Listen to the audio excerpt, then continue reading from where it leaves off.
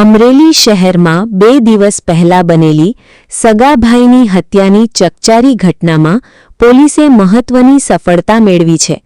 પોતાના જ ભાઈની નિર્મમ હત્યા કરીને ફરાર બનેલા આરોપીને અમરેલી લોકલ ક્રાઇમ બ્રાન્ચે ઝડપી પાડી કાયદાના હવાલે કર્યો છે.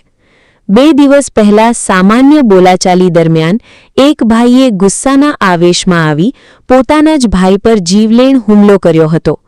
લોહીના સંબંધોને કલંકિત કરતી આ ઘટનામાં ભાઈનું કરુણ મોત નિપજતા સમગ્ર શહેરમાં ભારે ચકચાર મચી ગઈ હતી.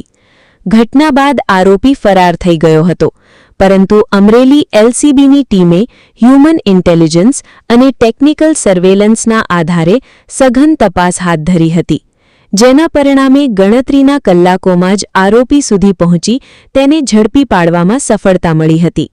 જે ભાઈ સાથે બાળપણની યાદો જોડાયેલી હોય એ જ ભાઈના હાથેથી ભાઈનો જીવ જતો રહે તે ઘટના માત્ર એક પરિવાર માટે નહીં, પરંતુ સમગ્ર સમાજ માટે પણ ચિંતાનો વિષય બની છે.